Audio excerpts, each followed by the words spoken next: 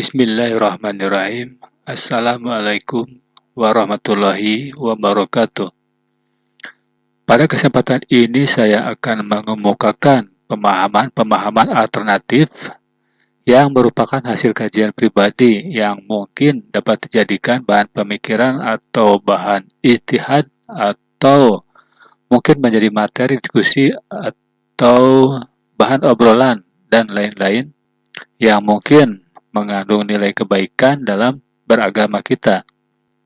Perkara yang akan dibahas adalah mengenai ungkapan bahwa barang siapa yang tidak mempunyai guru, maka gurunya atau imamnya adalah setan.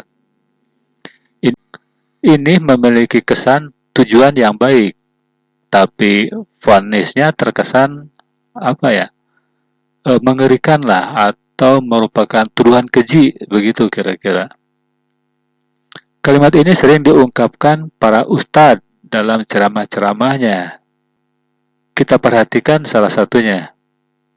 Makanya kemarin ada rame-rame masalah Milkul Yamin itu korban belajar tanpa apa? Guru. Ini punya kaidah man ta'allama bila syaihin fasayhuhu setan. Orang belajar tanpa guru, gurunya setan. Dan sekarang terbukti banyak penulisan-penulisan yang nggak karu-karuan karena pasti.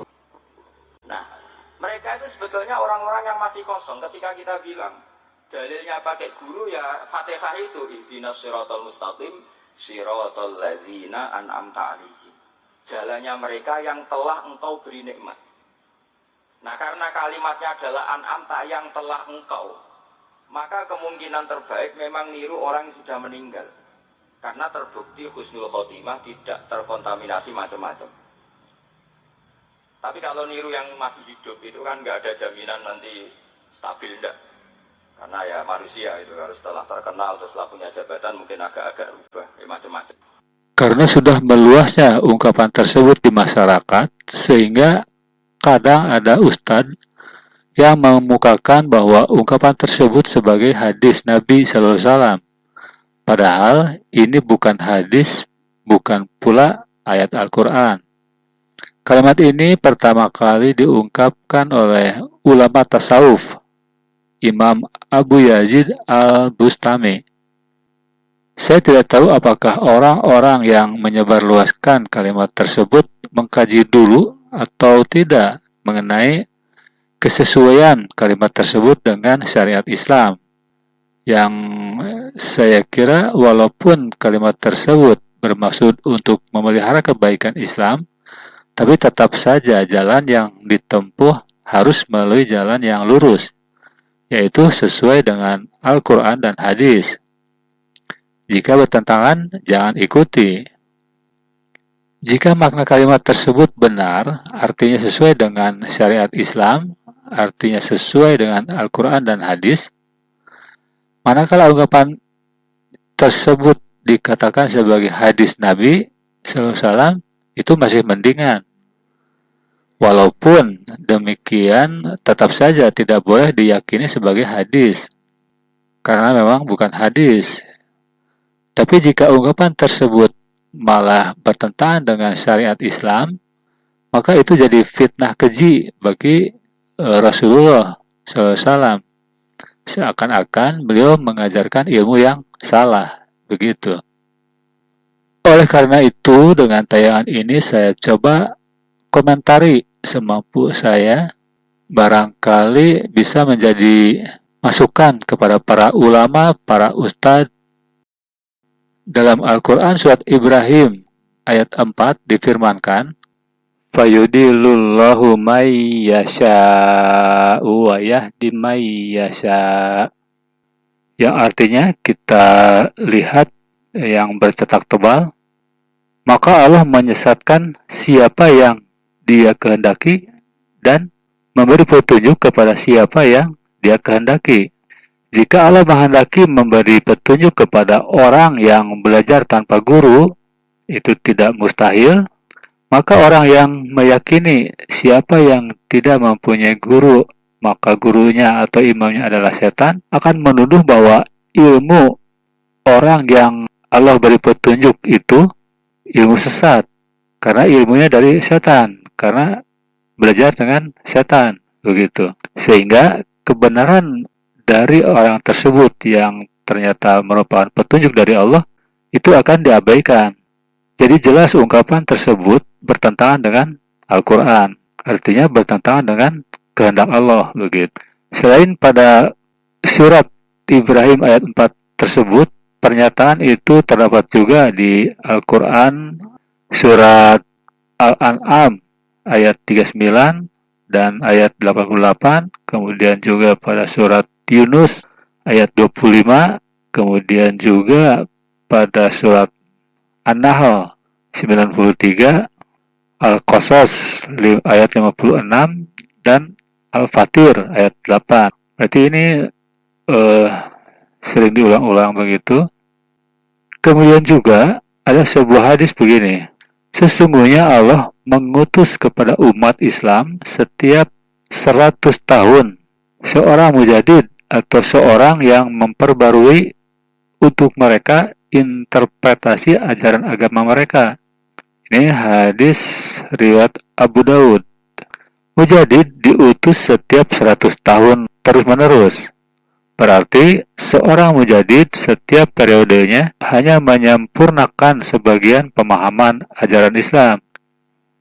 Dan yang lainnya akan disempurnakan oleh mujadid berikutnya, begitu. Terus-menerus sampai sekarang seharusnya masih ada, harusnya ada, begitu. Karena dikatakan setiap 100 tahun. Kehendak Allah yang bebas, yang tanpa syarat di mata manusia, bisa saja mengutus seorang mujadid yang menurut pandangan manusia tidak memungkinkan. Misalnya tidak pernah berguru dan lain-lain.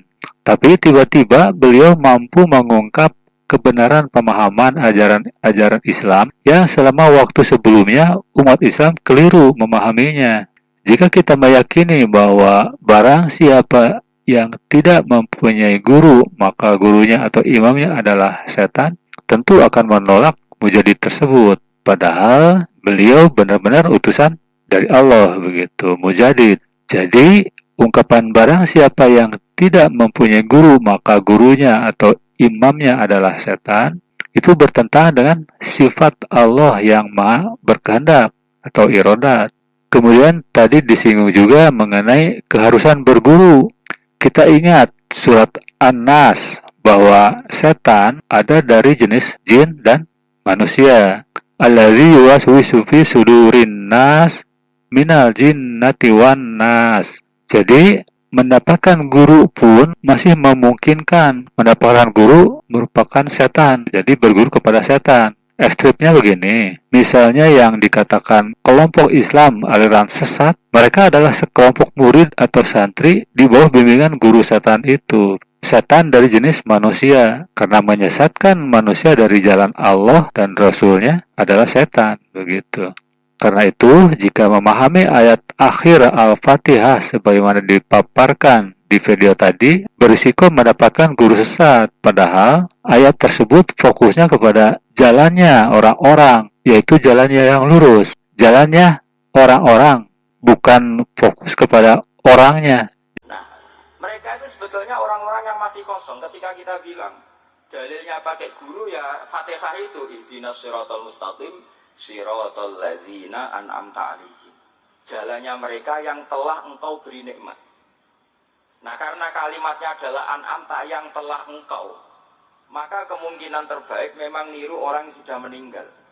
Karena terbukti husnul khotimah tidak terkontaminasi macam-macam. Tapi kalau niru yang masih hidup itu kan nggak ada jaminan nanti stabil, enggak. Karena ya manusia itu harus setelah terkenal terus setelah punya jabatan mungkin agak-agak.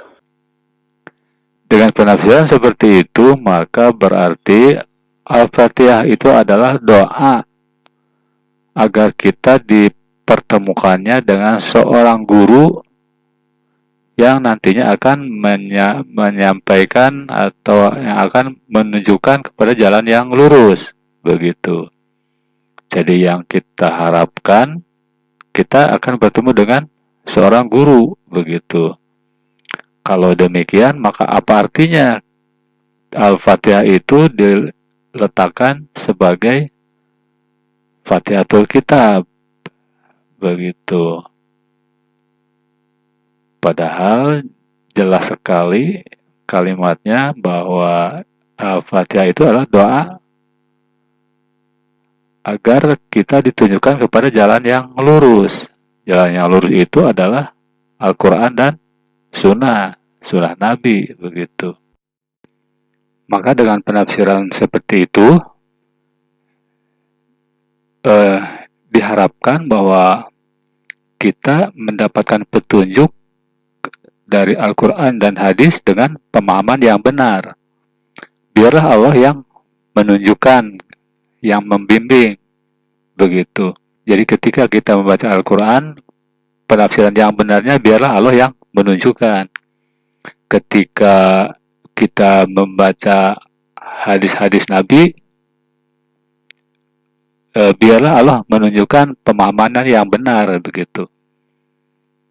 Ketika kita bertemu dengan seorang guru, ketika guru itu melenceng, biarlah Allah yang mencegah, begitu, agar kita tidak ikut-ikutan salah.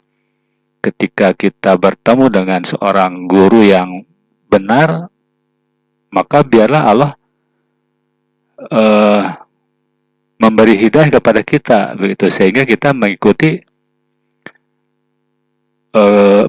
penerangan guru yang benar itu, siapapun orangnya, begitu. Tidak perlu apakah apakah beliau itu masih hidup atau sudah meninggal, itu tidak masalah. Biarlah Allah yang menunjukkan pemahaman yang benar kita dapatkan, begitu. Silakan saja pertimbangkan kira-kira penafsiran yang mana yang benar, begitu. Mungkin sekian pemahaman saya menyangkut ungkapan tersebut. Sekian, mudah-mudahan bermanfaat. Selamat berpikir, selamat mengkaji ulang, begitu. Mudah-mudahan bermanfaat. Wassalamualaikum warahmatullahi wabarakatuh.